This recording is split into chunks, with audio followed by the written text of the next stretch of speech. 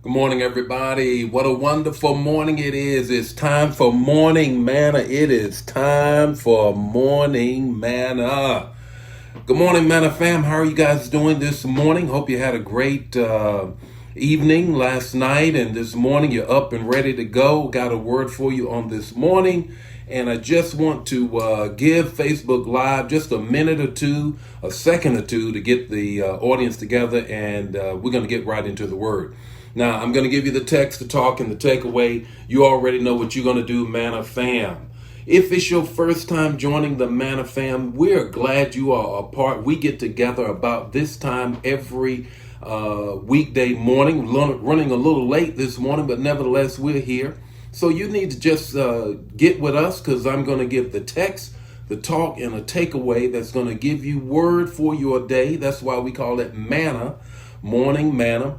And you have to share the manna. You can't be greedy, Manna fam. You can't be greedy. You got to share this manna. Get this manna to some other folk as well. Now, this morning we're going to deal with, and we've been talking about all week long, how do I harvest in a dry place? Hey, Bishop, I'm in a space, man, that I never thought I would be in. Never thought my marriage, never thought my finances, my physical life, never thought I'd be in this space right now. How do I harvest in this dry place? Now, this morning is straightforward, baby. It ain't over. It ain't over. So we're going to give Facebook Live a few more seconds to get the audience together, and then we're going to get right into the word on this morning. The text, the talk, and the takeaway. Let's deal with it ain't over. Can you say that? It ain't over. It's just not over. Here is the text. Psalms 118, 17, and 18. Psalms 118, 17, and 18. You heard it before. I need you to hear it again for the very first time. I will live and not die and proclaim the works of God. I'm going to live and not die, and I'm going to proclaim the works of God. Here is the 18th verse. Here is the key. Here is the key to understanding this whole pericope, this little section here. The Lord has chastened me severely. I'm in a drought. I'm in a drought. The Lord has chastened me severely, but he has not given me over to death. Good God Almighty. There it is right there. I am being chastened by the situation severely, but I've not been given over to death. God is not done with me. He's not. He is not done with me. So what's the talk about this text? Three things I want you to grab this morning. One, be determined. Be determined. You won't give up. James says this.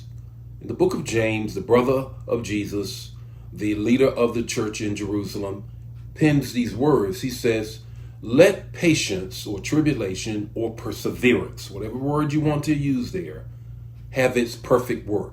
In other words, there is a work that has to be done, and determination or perseverance is what's going to get it done. There are some times, and you just got to say, I am absolutely determined. I remember when I was in high school, and I was going out for the football team. My freshman year in high school was going out for the football team, and I was absolutely determined. Not done that before. I just watched football, loved football, wanted to play football, but I had never actually played on a team. Never played for the Pee Wee team, never done any of that. But when practice started about this time, hot during the summer, I was determined I was going to make the team. And guess what? Made the team. Was a starter. Played tight end. My number was number 88. But that's a whole nother story. The fact is that you got to be determined. You got to be determined. Here's the second thing. You have to defer your anger. You have to defer your anger. Write that down, because I want you to get that. You understand this. When you're in a dry place, when things are not going well, when you are looking around and you can't find any fruit to harvest, there is a tendency to get angry. Yes, there is a tendency to get angry. I am angry with God, I'm angry with myself, I'm angry with the situation, I'm angry with whatever somebody did to me. There is a tendency to get angry when you're in a dry place trying to get a harvest.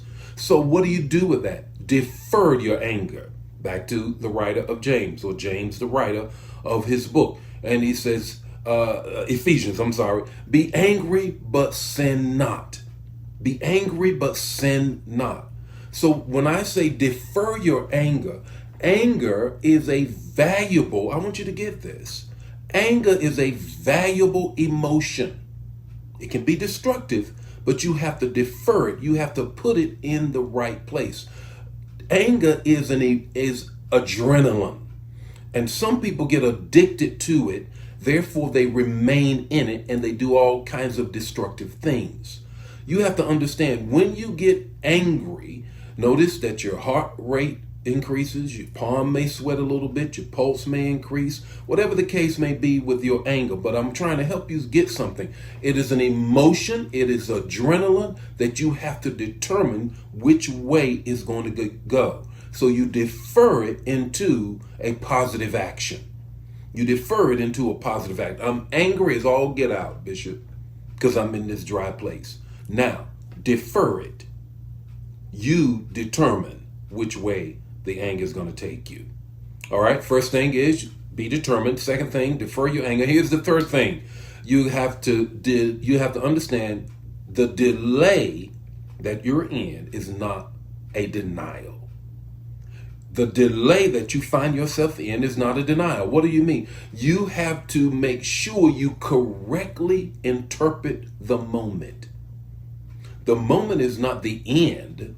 The moment is simply a caution light. Have you ever noticed that? Sometimes there's the stoplight, then there's the caution light, then there's the go light. You have to understand that you are at a light, and if you go right now, probably you're going to run into something or somebody's going to run into you. Understand, God has you in a delay, but he's not denying you. He's not denying you of what every good and perfect gift comes from him. God is not the Father that he just wants to heap on you something bad. No, not at all. That's the wrong God you're serving. God says, I have you in a delay, but I'm not denying you. How do we know that? Here's the takeaway.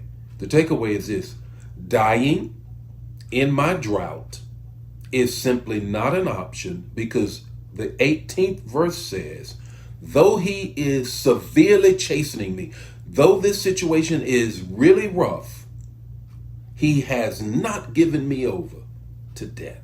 You better get that. Plant that in your spirit. He has not given me over to death.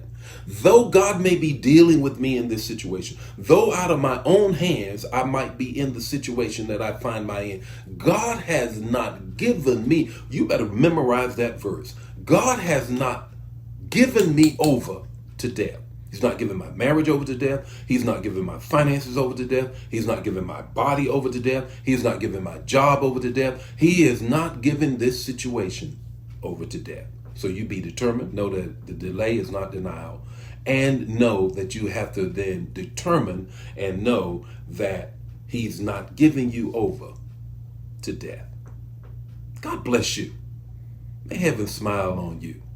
The Lord be with you today. And I'm going to give you more manna on tomorrow morning. Have a great day. Share the manna. Bye now.